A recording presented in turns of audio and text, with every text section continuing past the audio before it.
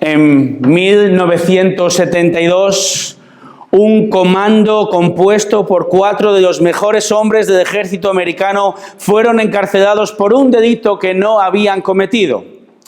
No tardaron en fugarse de la prisión en que se encontraban recluidos. Hoy, buscados todavía por el gobierno, sobreviven como soldados de fortuna. Si tiene usted algún problema y se los encuentra, quizá pueda contratarlos. Algunos sonreís y sabéis bien por qué. Estas palabras forman parte de la historia de nuestro país y realmente de muchos lugares del mundo, o al menos de la historia de aquellos que tenemos más de 40 años. Pertenecen a una conocida serie de los años 80 llamada El Equipo A. En Hispanoamérica se conocía como Los Magníficos o la Brigada A, de A-Team en inglés, que es de donde viene. Y recordáis, los 4 integrantes del equipo realizaban todo tipo de hazañas, se caracterizaban por ayudar a la gente oprimida, atemorizada por las mafias locales y por otros delincuentes de poca monta. Especialmente uno esperaba, yo al menos como jovencito esperaba la parte donde casi de manera mágica convertían, ¿verdad? Siempre les encerraban en lugares donde tenían todo tipo de herramientas. Esto, bueno, pero convertían con unas chapas de metal y algunas herramientas, por ejemplo, una vieja furgoneta en un tanque con misiles y todo. Y muchas otras hazañas que nos deleitaban y seguramente, pienso, inspiraron a un gran número de personas a convertirse en trabajadores del metal, no lo sé. Si por algo se caracterizaba esta serie, además de las habilidades de los protagonistas y la mala puntería de los enemigos, estuve investigando, un pastor tiene que hacer de todo. 2 personas en todos los años que la serie estuvo, la serie está constantemente en televisión, pero se recoge solo 2 muertes. Los malos se caracterizaban por una pésima puntería en esta serie, pero el punto era que se trataba realmente de una serie de acción, ¿verdad? Y de mucha acción constante, los diálogos breves, no muy elaborados. El Equipo A fue una serie creada para la acción y no hubiera tenido mucho éxito si los 4 protagonistas, los 4 hombres del ejército americano, hubieran estado esperando, sentados, de brazos cruzados, su siguiente nómina, jubilados del ejército, disfrutando esa jubilación, contando sus batallitas de un pasado mejor. No creo que hubiera durado más que 2 o 3 episodios. Hechos capítulo 1, versículos 12 a 26, también habla de un equipo. No de militares, sino de un equipo de seguidores de Jesús. Un equipo A de cristianos. Realmente el primer y último equipo A de apóstoles.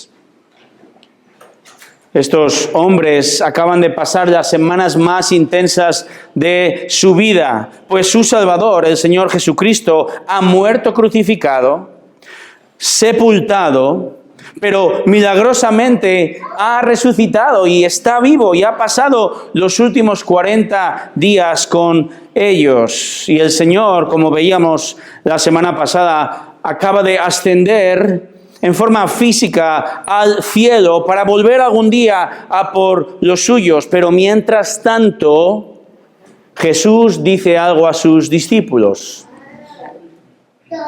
Esperad. Esperad.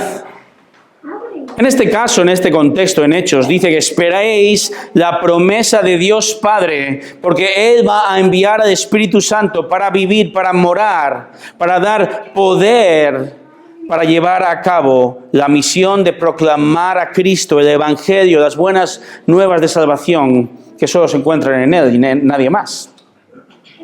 Así que este equipo A de la iglesia está esperando. Ahora, ¿cómo espera a la acción?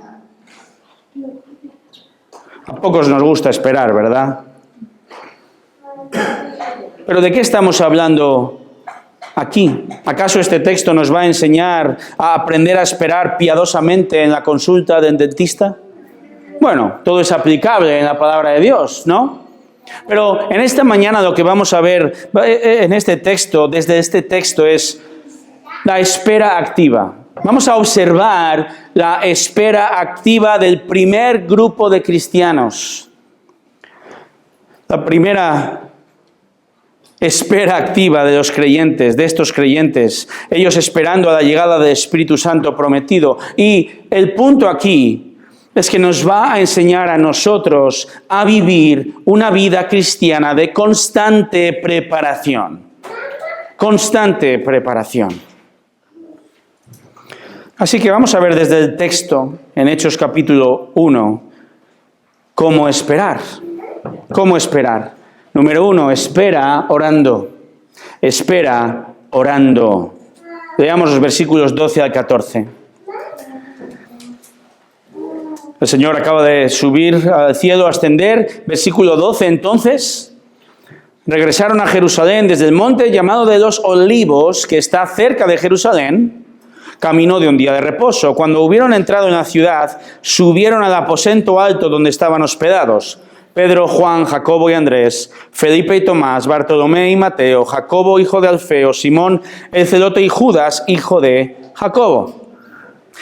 Todos estos estaban unánimes, entregados de continuo a la oración, junto con las mujeres y con María, la madre de Jesús, y con los hermanos de él. Esta semana leía de un comentarista que me ayudó a observar algo que yo no había visto. Ver la similitud que existe entre el comienzo de Hechos y el libro de Josué en el Antiguo Testamento. ¿Y en qué sentido digo esto? En Josué, tras 40 años en el desierto, Israel por fin va a cruzar el río Jordán y acceder a la tierra prometida. Y uno pensaría, un israelita, pensaría, fantástico, por fin cruzamos el Jordán, ha llegado el momento de conquistar la tierra, el momento de la acción. Y llegará, indudablemente, si sabes un poquito del libro de Josué. Pero en ese momento, Josué capítulo 3, versículo 5, el líder Josué le dice al pueblo, antes de todo, hay que esperar. Consagraos. ¿Qué significa esto? Santificaos. Preparar vuestro corazón. Tomad tiempo para dedicar a Dios vuestra vida, vuestro corazón. ¿Cómo no les dice, afilad las espadas? La razón es porque el pueblo necesitaba primero mucha preparación espiritual, mucho más que preparación militar. Y al cruzar el Jordán, de manera milagrosa, por cierto, tuvieron que esperar más. Celebraron la Pascua, circuncidaron a aquellos que nacieron en el desierto y más. Esto es lo que ocurre ahora en otro contexto, pero en el libro de los Hechos. El Señor acaba de ascender y les dice, espera, la acción está por venir, pero espera. Y en lugar de avanzar directamente a Pentecostés y la venida del Espíritu Santo, nos encontramos en este texto en un periodo de espera de 10 días en el que Dios va a trabajar el corazón de sus discípulos. Ellos podrían pensar, allá vamos, estamos listos para la acción. ¿Dónde está el primer judío no creyente? A por él.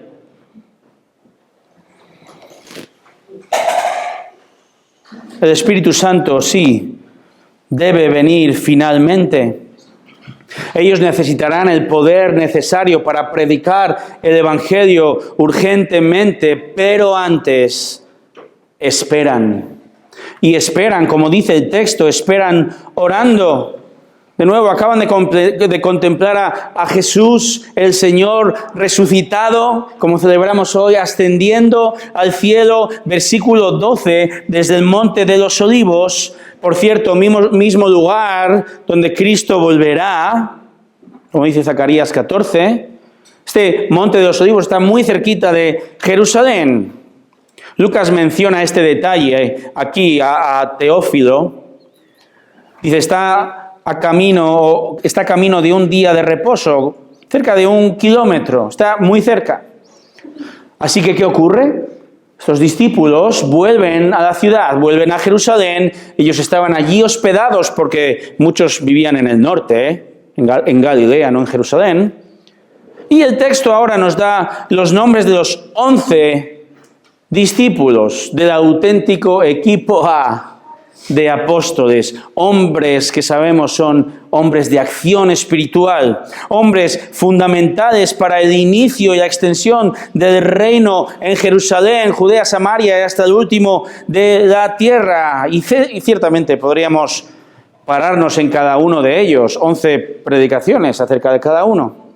Pero creo que Lucas no tiene esa intención, simplemente los menciona, como podemos ver aquí en los versículos 13 y 14. Menciona sus nombres, menciona a las mujeres y menciona a una mujer en particular que es, ¿lo tenéis en el texto? María. ¿Para qué?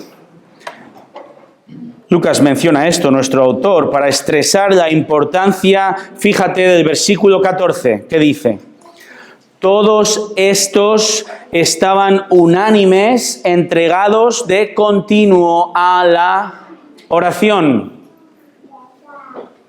Los apóstoles con A mayúscula, las mujeres, probablemente María Magdalena, Salomé, Marta y María, ¿recordáis? Las hermanas, probablemente las esposas de los apóstoles también. Y Lucas sí que destaca a María, la madre de Jesús. Una mujer ciertamente piadosa, una mujer especial, pero ¿sabes qué? Una mujer más necesitada de salvación, necesitando oración. Y permitidme una nota a pie de página aquí. Como os he dicho, esta semana estábamos fuera y estábamos visitando a una hermana mía vive en el Escorial. ¿Has estado alguna vez en el Escorial? Pues tuvimos la oportunidad de visitar el impresionante monasterio del Escorial, construido por Felipe II. Y en la basílica del monasterio hay unos tremendos frescos, unas pinturas en paredes y techos. Y no pude por menos que mirar uno y alarmarme. No sorprenderme, pero sí alarmarme. De hecho, hice una foto para traerosla a vosotros. No sé si se verá muy bien. Creo que se ve bastante bien. En este fresco, observamos algo interesante. Según la tradición católico-romana, después de su ascensión, no la de Cristo, sino la de María, la Iglesia Católica dice que María fue llevada al cielo en cuerpo y alma, y eso no es una enseñanza bíblica. Ella murió como los demás, pero la Iglesia Católica dice que ella fue coronada como reina del cielo y de la creación por su Hijo Jesucristo, por Dios Padre, un dibujo, y arriba por el Espíritu Santo. Quitemos la foto, no quiero ser piedra de tropiezo. Es alarmante. Esto es una herejía, ya que coloca a María a la altura de la Trinidad. Ella estaría alarmada por esto. El texto también menciona a los hermanos de él. ¿Te has fijado en este detalle? ¿Quiénes son los hermanos de él? Se refiere a los hermanos de sangre de Jesús, hijos de María y de José. Marcos 6:3 menciona sus nombres: Jacobo, Santiago, José, Judas y Simón. Y Santiago y Judas van a ocupar un lugar destacado en el Nuevo Testamento. Santiago va a ser el líder realmente de la iglesia en Jerusalén. Y ellos, ambos, escribirán las epístolas que tenemos en nuestro Nuevo Testamento con su nombre. Lo increíble de esta frase, los hermanos de él, ¿sabes qué es? Que solo hace unos pocos meses ellos estaban tremendamente opuestos a su hermano, escépticos, María incluida, como relata Juan 7:5. Y aquí, hermanos, son mencionados entre los primeros cristianos. Todo este grupo, volvamos al punto, unánimes, orando. Lucas reitera en el texto la actitud compartida de mente y corazón y describe la prioridad de la oración para ellos. ¿Cuál es el contenido de la oración? El texto no lo dice, solo podemos especular. Quizá oraban que Jesús volviera pronto. O oraban por fuerzas y fidelidad a la tarea que iban a comenzar de extender el Evangelio, de extender el reino en el mundo. Quizá oraban por la venida del Espíritu Santo, que venga lo antes posible.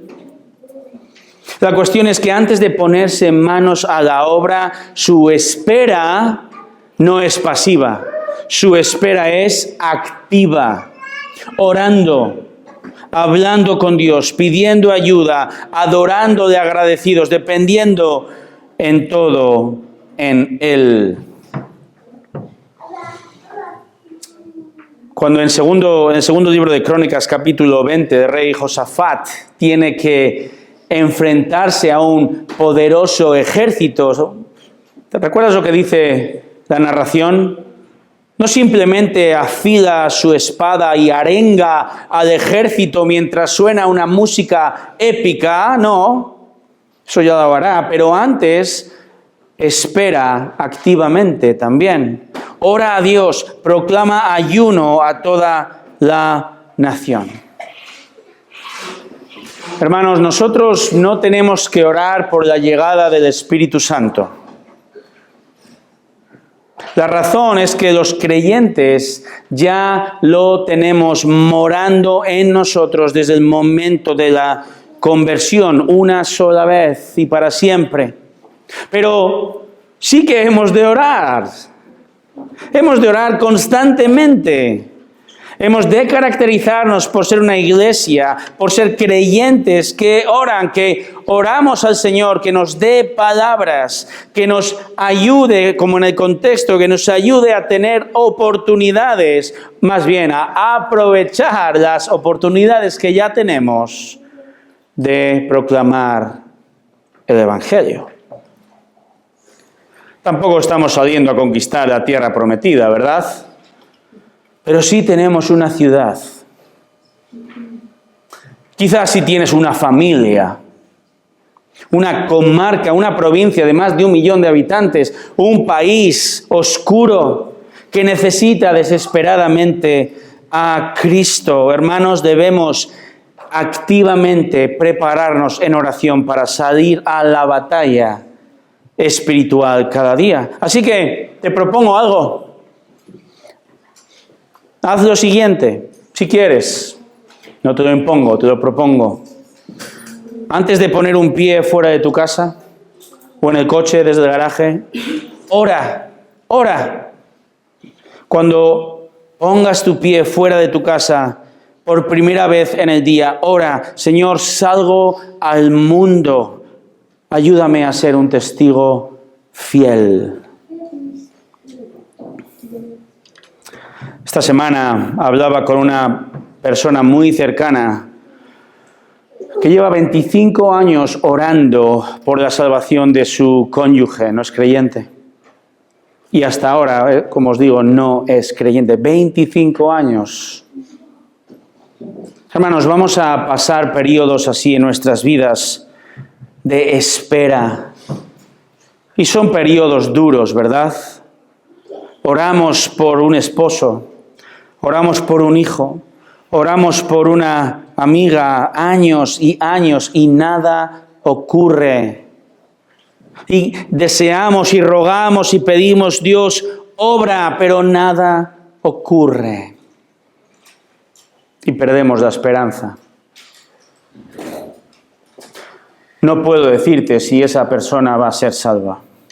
Eso solo lo sabe el Señor, porque la salvación es de Él.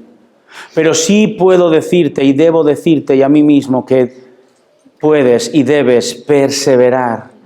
No pierdas la esperanza y mientras tanto que tu espera sea activa. Que tu espera sea esperanzadora en Dios a pesar de los años y de la falta de resultados. Tienes que saber también que es en los periodos de espera donde Dios te llama continuamente a estar preparado, a preparar tu corazón para sus propósitos. La espera no es un tiempo perdido, la espera es el tiempo que Dios soberanamente ha diseñado para que tú te equipes y sigas creciendo. Es en la espera constante que Dios desarrolla nuestro carácter, nuestra paciencia, donde preparamos nuestras palabras para compartir la esperanza con otros creyentes también que estamos sufriendo cosas similares, ¿verdad? 2 Corintios 1. Pablo dice, yo he sufrido para ahora traer consolación a los que sufren como yo. Así que hermano, hermana, ora. No dejes de orar. No dejes de orar por la salvación del incrédulo.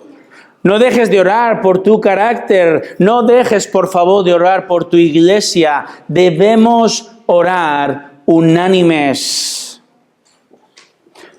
Quizá en el futuro te espere una conquista personal, pero antes espera activamente creciendo desde la palabra de Dios en piedad, preparándote constantemente para servirle a Él, para servir a tus hermanos, a tu iglesia.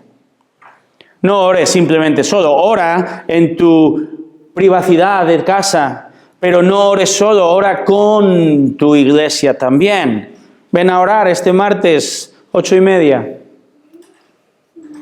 Oremos unánimes, hermanos, entregados de continuo.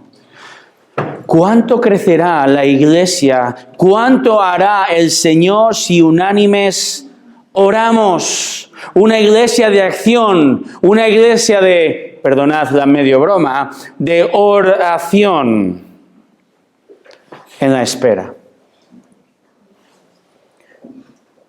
Líderes de la iglesia, hombres, mujeres, jóvenes, solteros, casados, jefes o asalariados, todos dependemos de Cristo, puesto que Él es el centro de la iglesia y la iglesia debe esperar activamente orando. Amén. Amén.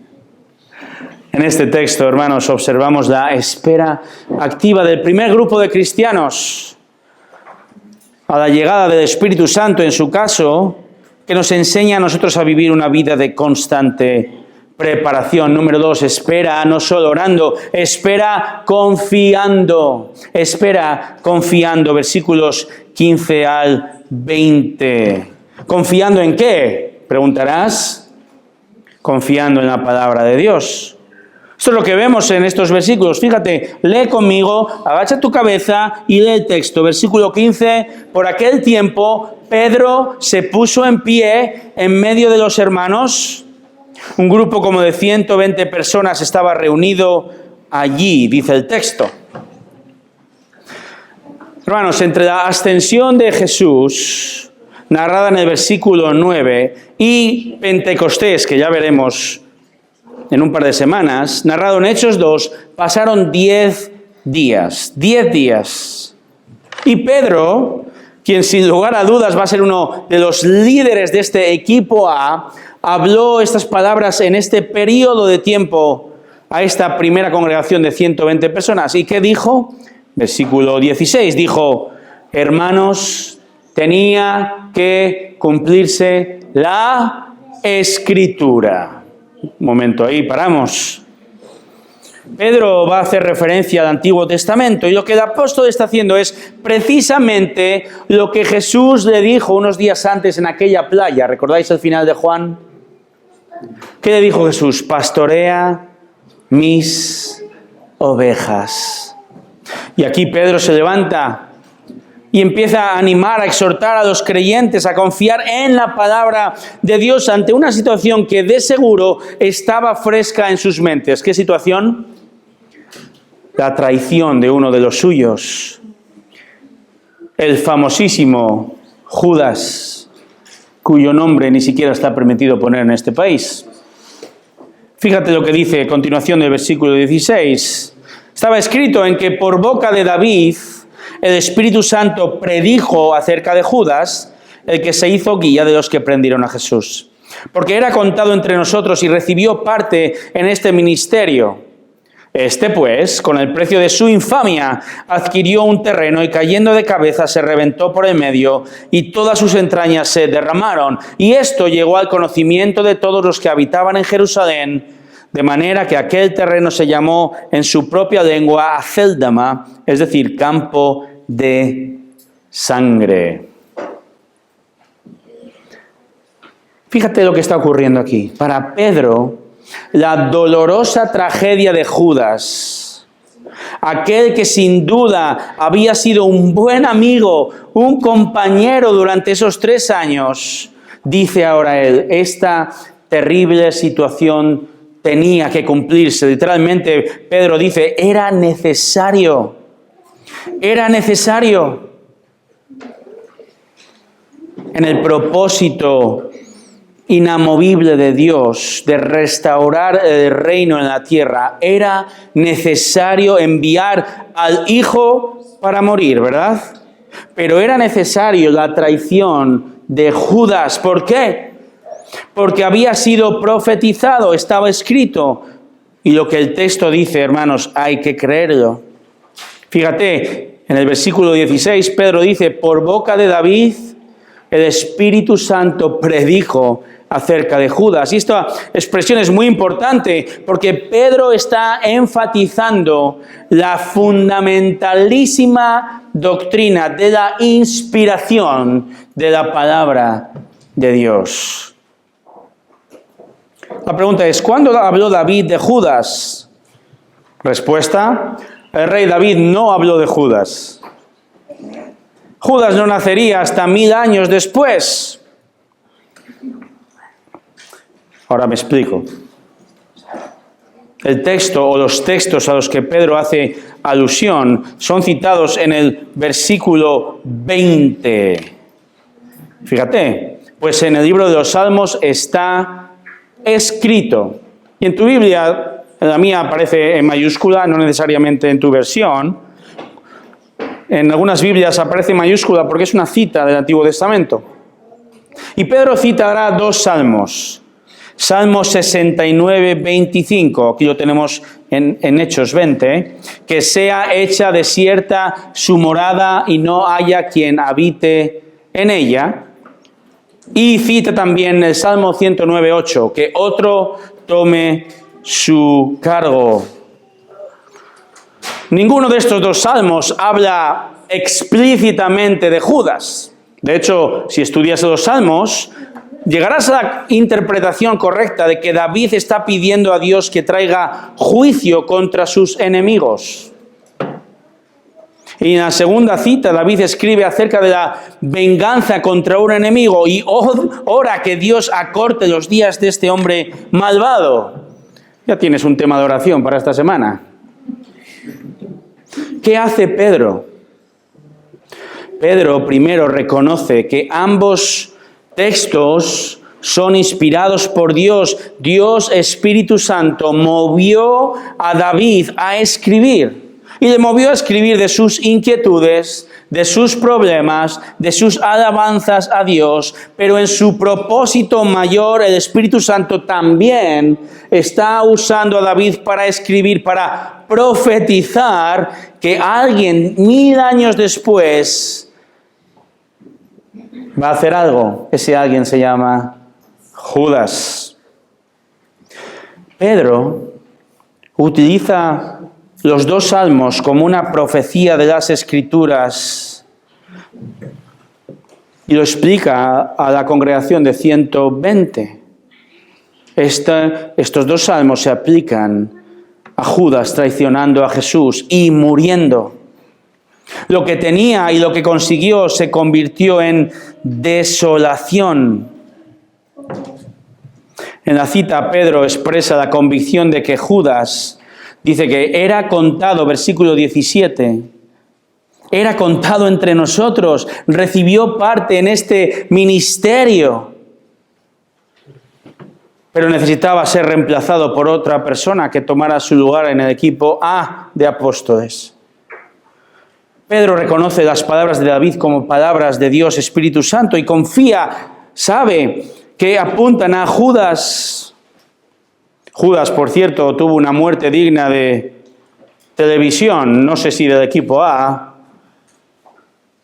Sabemos por Mateo 27:5 que Judas se ahorcó, ¿verdad? Y esta es toda la escena, ambos textos.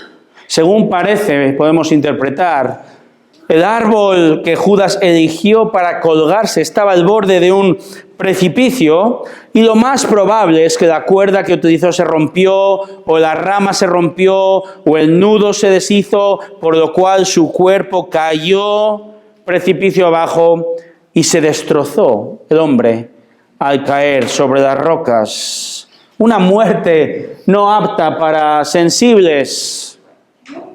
Lo cual no es, por cierto, aplicable a los habitantes de Jerusalén, porque, fíjate, lejos de olvidar la escena, pusieron nombre al campo. ¡Qué rápido! Campo de sangre. Qué triste final, ¿verdad? Qué horrenda eternidad está pasando Judas. Él estuvo tan cerca de Cristo y tan lejos de Él. Esta es una lección para nosotros. Hay personas aquí que estáis escuchando la palabra de Dios, sea primera vez, sea después de muchos años, muchas veces. Estáis muy cerca de Cristo. Pero estar muy cerca de Cristo significa estar definitivamente dentro de la condenación eterna. Yo no sé si asumes que eres creyente. Yo no sé si lo asumes porque llevas muchos años en la iglesia, porque tus padres eran creyentes o rellena de espacio. Yo no sé si tú no asumes, sino realmente eres un rebelde ante la realidad de Cristo. Ambos casos, la Biblia dice que estás perdido en tus delitos y pecados. Y Él te llama ahora mismo a arrepentirte de tu pecado. Cristo murió en una cruz. Él pasó aquellas horas para sufrir la condenación eterna que los creyentes sufrimos. Y Él te llama a ti ahora que pidas perdón. Que creas en Jesucristo como el único suficiente Salvador. No hay otro Salvador. Solo Él es el camino. Solo Él es la verdad y solo Él es la vida. Y nadie, nunca jamás, podrá acercarse a miles de trillones de kilómetros de distancia del Padre si no es por medio de Cristo, que dio su vida por su pueblo. Si estás aquí, tu espera debe terminar. Arrepiéntete de tu pecado. Esa es mi oración, esa es la oración de la iglesia, ¿verdad, hermanos? Amén. Volvamos al texto y a la razón de Pedro. Pedro confía plenamente en la palabra de Dios. Pedro, el líder del equipo A, sabe que las Escrituras son la palabra de Dios, que el Espíritu Santo habló por medio de hombres. Pedro pastorea a sus hermanos. Judas merece lo que tiene. Pero de nuevo, imagínate lo doloroso que hubiera sido aquello. Esto estaba fresco en sus mentes. Judas había sido uno de ellos, o eso es lo que pensaban, ¿verdad? Quizá amigo de toda la vida de alguno de ellos. Pedro, a pesar de las emociones, sabe, interpreta la palabra movido por el Espíritu Santo. ¿Y qué hace?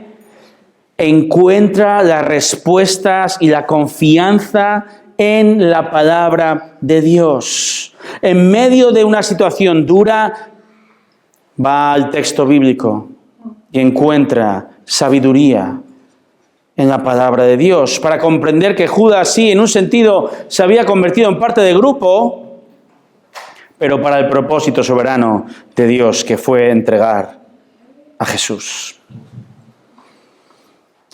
Todo ha sido escrito. El canon, los 66 libros cerrado, ni uno más dentro. La profecía ha cesado. Y hermanos, la Biblia es suficiente. Y la Biblia tiene respuesta a todas tus dudas, tus miedos, tus preguntas, tus gozos. Dios Espíritu Santo movió a 40 hombres más o menos a escribir a lo largo de la historia en diferentes lugares y contextos de su parte, para que hoy tengas delante de ti este libro, este texto, y confíes plenamente que es la palabra de Dios. No vas a encontrar seguro, una profecía específica de por qué se te estropeó el coche este mes. Pero la palabra de Dios es suficiente y tiene la respuesta a tu corazón enojado cuando se te estropeó el coche. Hermanos, la palabra de Dios es inspirada, inerrante, sin error. Puedes y debemos confiar en ella, pero para eso antes, ¿sabes qué tienes que hacer? Leer la palabra. Si quieres prepararte, si quieres esperar activamente, si quieres saber cómo responder con mesura, con sobriedad, con tranquilidad, con sabiduría, responder comprendiendo la voluntad de Dios en medio de situaciones que no podemos entender, primero tienes que ponerte a la acción esperando. Acción en la espera. ¿Qué acción? Escuchando como ahora, leyendo, esforzándote en comprender la palabra de Dios y confiando que Dios ha hablado. No estás simplemente examinando las palabras e ideas de Isaías o de Pablo, sino leyendo a Dios que habla a través de las palabras de la Escritura. Pero primero tienes que leer. Y por leer me refiero a lo siguiente: observar el texto. Observar el texto, hacer preguntas al texto. ¿Qué significa esta palabra? ¿Quién es este personaje? ¿Este verbo es pasado, presente o futuro? ¿Quién es el sujeto? Hay que recordar la lengua de EGB. Hemos de observar el texto, así hemos de leer, haciendo preguntas al texto. Solo así vas a poder comprender el texto, vas a poder interpretar, observar, interpretar. ¿Qué quiso decir Moisés en el Pentateuco, David en los Salmos, Pedro o Mateo, aquellos quienes escribió? ¿Qué quisieron decir los autores a sus destinatarios? Nosotros observamos, interpretamos lo que el autor escribió a los destinatarios. Y ahora sí, último paso, ese que siempre vamos al principio erróneamente. ¿Cuál es? La aplicación, ¿verdad? Yo quiero la respuesta rápido. Pero primero hemos de observar, leer con detenimiento el texto, interpretarlo en su contexto y sí, aplicar el texto por fin a tu vida y a la vida de tus hermanos, de tu iglesia. Y una vez que has observado, interpretado correctamente, entendido lo que el autor dijo a aquellos que escribió, dirás, ¿vale? Lucas escribe estos textos para dar a entender que Pedro confiaba en las Escrituras y esta verdad puedo aplicarla a mi vida también. Gracias por hacer mi trabajo más fácil. Muchas gracias.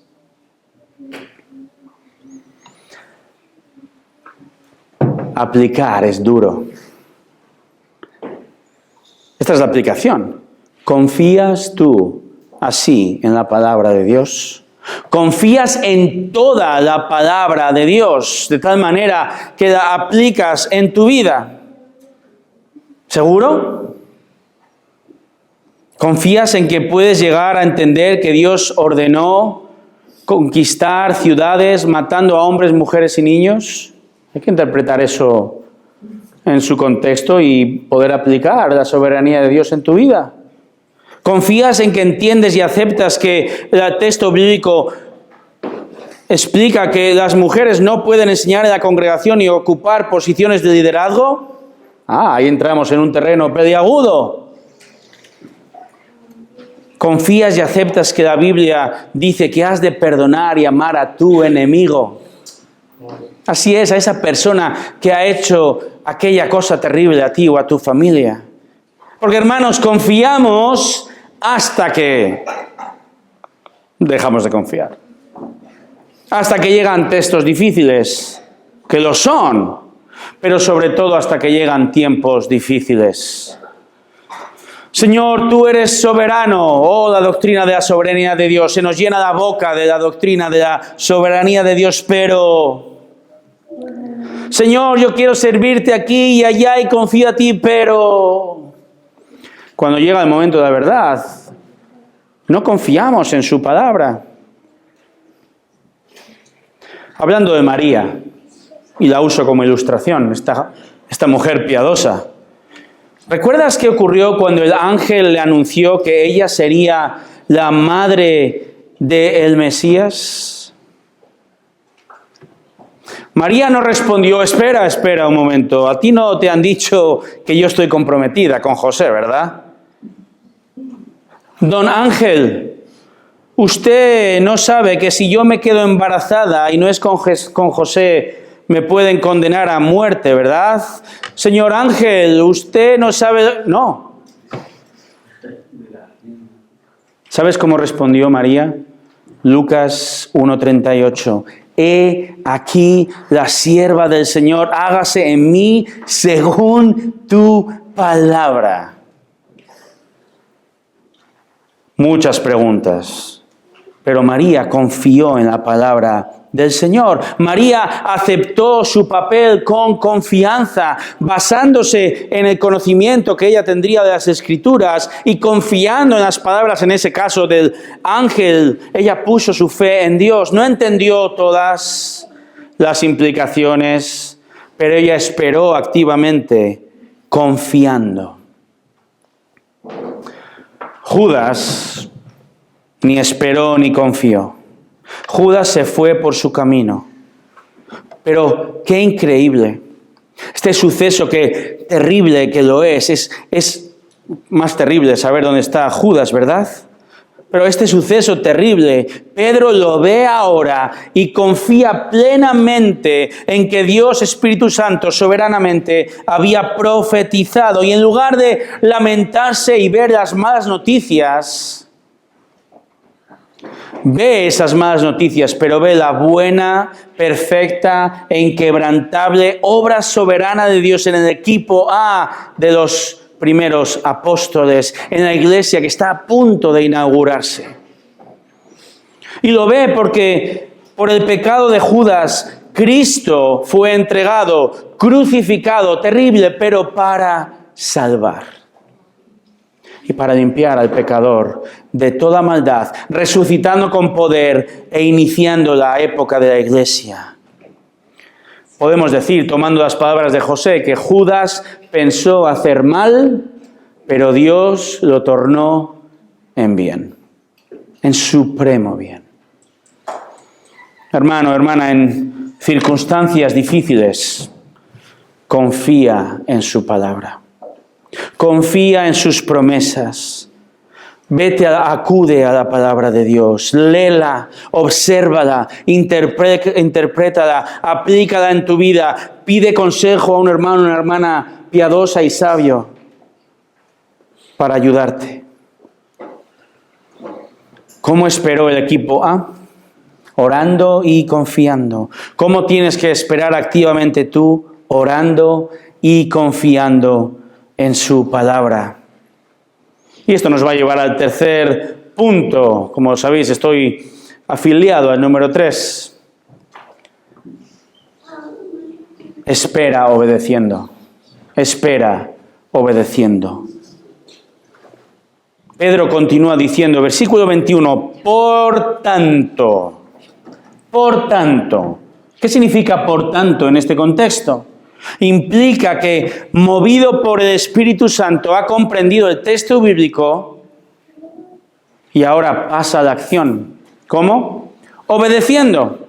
Por tanto, continuemos leyendo. Es necesario que de los hombres que nos han acompañado todo el tiempo que el Señor Jesús vivió entre nosotros, comenzando desde el bautismo de Juan hasta el día en que de entre nosotros fue recibido arriba, uno se ha constituido testigo con nosotros de su resurrección. Pedro habla de unos hombres específicos. Ahora, ¿quiénes? Los apóstoles. Como, fíjate, última palabra del versículo 26. Apóstoles. Todavía no os he dicho o no hemos definido quiénes fueron. Énfasis en el tiempo pasado. Fueron los apóstoles. Simplemente recordaros, hermanos, no existen apóstoles hoy en día. O como dice el doctor Carballosa, un querido hermano, los apóstoles sí existen hoy en día, pero son falsos. Ahora, ¿quiénes fueron los apóstoles? Este término, esta palabra apóstol, proviene de la palabra griega apóstolos. Hoy te vas a casa y si compras un gato o un perro ya tienes nombre. Apóstolo. Apóstolos significa enviado, mensajero. Y se utiliza en el Nuevo Testamento para designar a alguien enviado por Cristo para transmitir un mensaje. Y el texto lo dice aquí. Fíjate cómo dice el texto. Habla de un hombre escogido de entre aquellos hombres que han estado siguiendo a Jesús desde el comienzo. Jesús tuvo 12 discípulos, pero hubo otros que estuvieron alrededor también. Un hombre escogido de entre más hombres que han seguido a Jesús desde el comienzo para ser testigo de la resurrección de Cristo, es decir, para proclamar el mensaje de salvación de Cristo resucitado desde Jerusalén hasta lo último de la tierra. Jesús tuvo muchos discípulos, pero 12 apóstoles con A mayúscula, especialmente escogidos, un equipo A para liderar el ejército evangelístico que es la Iglesia. Y como vamos a ver en Hechos, este ministerio apostólico será fundamental para sentar las bases de la Iglesia. Pedro pide obedecer. Y consideran desde el texto de nuevo, versículo 21, es necesario llenar el hueco que Judas dejó. ¿Por qué? Porque Jesús había escogido a 12 y 12 consideraban que tenían que ser. También se basan en textos como Mateo 19, 28, donde Jesús dice que cuando vuelva por segunda vez y Él se siente en el trono de su gloria, Él dijo a sus discípulos, a los 12 apóstoles, os sentaréis también sobre 12 tronos para juzgar a las 12 tribus de Israel. El Señor eligió a 12 y 12 reinarán con Cristo en el reino milenial. Y en este caso, 2 hombres entre todos destacan. Sus nombres, José, Barsabás y Matías. Versículo 23. Presentaron a 2, a José, llamado Barsabás, al que también llamaban Justo, y a Matías. Ahora, escucha bien, lo que va a suceder ahora, hemos de entenderlo desde una tradición del Antiguo Testamento, desde la perspectiva que el Espíritu Santo aún no ha llegado, desde la realidad que el Nuevo Testamento no ha sido escrito en ese momento, y no es algo que tú y yo debemos hacer porque ya contamos con la revelación de Dios. Este libro, lee conmigo. Y habiendo orado, dijeron, tú, Señor, que conoces el corazón de todos, muéstranos a cuál de estos 2 has escogido. Versículo 25, para ocupar este ministerio y apostolado del cual Judas se desvió para irse al lugar que le correspondía.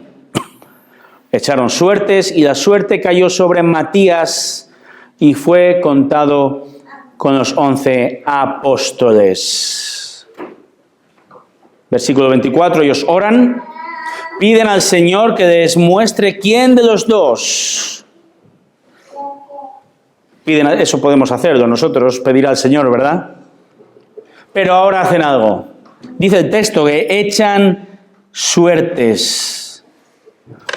En este contexto, echar suertes para decidir entre varias opciones.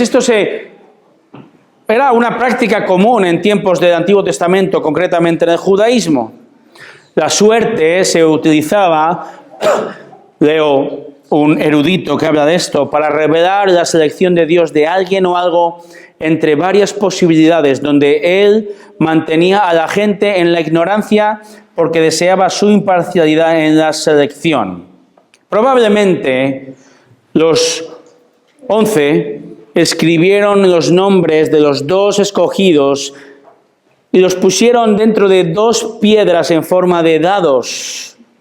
Los colocaron dentro de un recipiente y cuando tiraron estos 2 dados fuera del recipiente, la primera piedra en caer consideraron que era la elección del Señor. Esta es la última vez que la Biblia menciona esta práctica de echar suertes para determinar la voluntad de Dios. Es un poco extraño. Por eso hay gente, seamos honestos, hay buenos creyentes y estudiosos que piensan que la elección de Matías fue un error. Lo siento, hijo. Se llama Matías, por eso lo digo.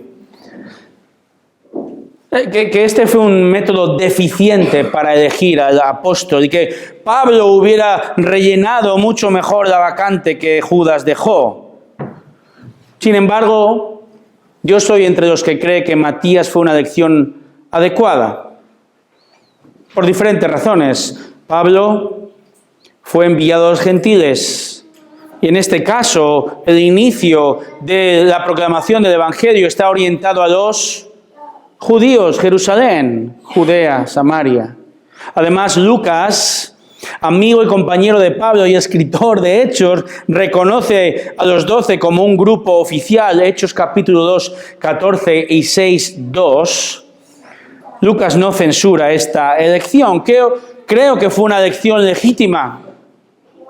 Y el punto de Lucas es que los primeros cristianos se esforzaron por obedecer el mandato del Señor. No somos llamados a hacer esto nosotros, tirar los dados de esta manera. Tenemos la palabra de Dios para discernir su voluntad. Hemos de obedecer este libro. Entendieron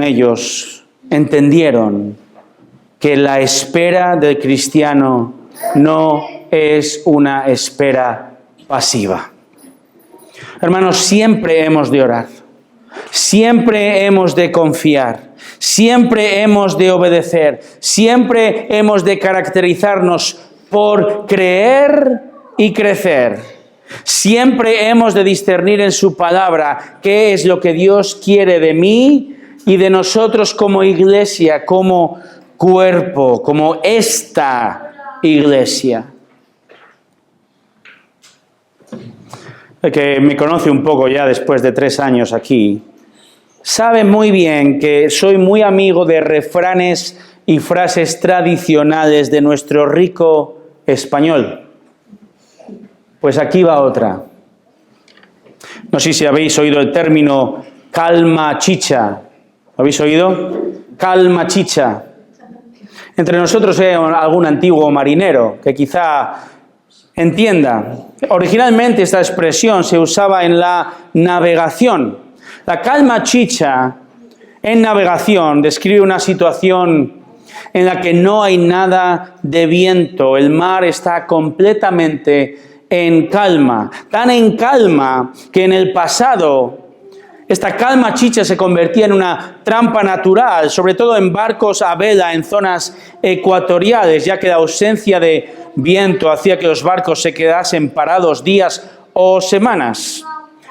Hoy en día en español usamos esta expresión calma chicha de una manera, efectivamente, de una manera metafórica, para referirnos en momentos o a momentos en los que todo está en aparente tranquilidad, pero que rápidamente puede convertirse en ajetreo y tensión. A veces decimos calma antes de la tormenta, ¿verdad?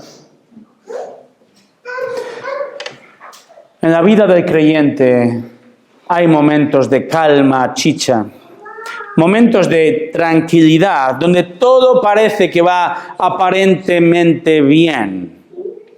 Irónicamente y a menudo corremos el peligro de calmarnos demasiado y nos adormecemos, ¿verdad? En el estudio de la palabra de Dios, nos calmamos demasiado en nuestro aprendizaje. Quizá dejamos de orar y frenamos nuestro crecimiento y nuestro servicio y nuestro evangelismo y nuestra obediencia. Pues bien, este pasaje dice lo contrario.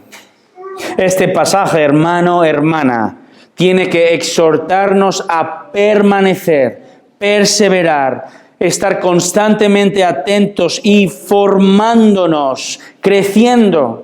Porque tú y yo sabemos, querido hermano y hermana, especialmente los más experimentados aquí, que los tiempos de calma no abundan en nuestra vida. ¿Estáis de acuerdo?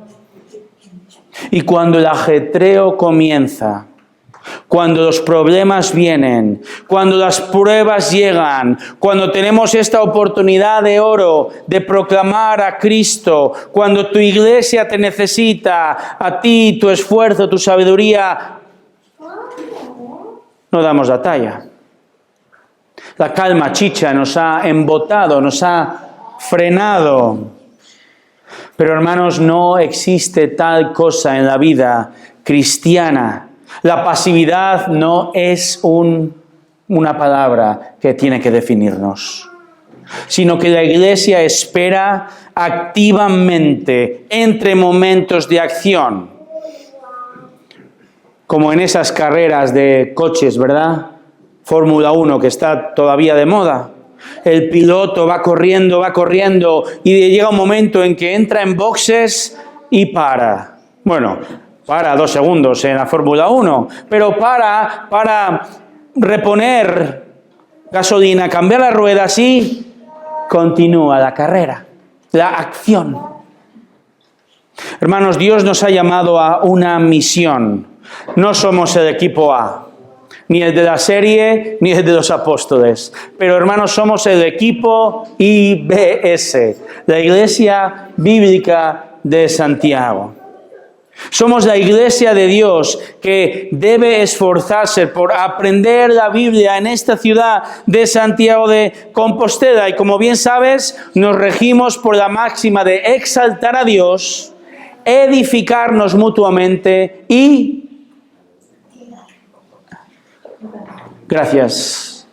evangelizar al perdido. Y esta tarea es constante, hermanos. Y llevamos años orando que el Señor nos conceda un lugar permanente para reunirnos. Gracias a Dios por este lugar. Pero llevamos años pidiéndole, y hemos de orar, y hemos de ofrendar sacrificadamente. Y aunque a veces me pregunto y te pregunto, oramos por cosas, sea por el nuevo edificio, o lugar de reunión, o cualquier oportunidad en tu vida. Oramos, pero mi pregunta es la siguiente. ¿Estás preparado hoy para lo que pueda pasar cuando el Señor responda a la oración? Sea de un local, sea en cualquier situación en la vida de la iglesia o en tu propia vida. ¿Estás preparándote hoy para responder piadosamente, obedientemente, confiando? Hermanos, habrá momentos de espera activa. Nunca será pasiva. El equipo A de aquella serie de los 80 dejó de serlo porque eran actores. Siento estropearos la historia. Pero el cristiano no debe ser ningún actor. El cristiano nunca deja de serlo. ¿Estáis de acuerdo? Sea en momentos de acción o no. Así que si estás en boxes en tu vida, recuerda que no es más que la preparación del día a día para aplicar, poner un pie en la calle y salir a la acción, para servir a Cristo y servirnos los unos a los otros. Y no desde Jerusalén, pero sí desde Santiago de Compostela, Hermanos, proclamar al Cristo resucitado, aquel que desea extender su reino en esta ciudad y más allá. Pero para eso, espera activamente hoy. Oremos. Oremos.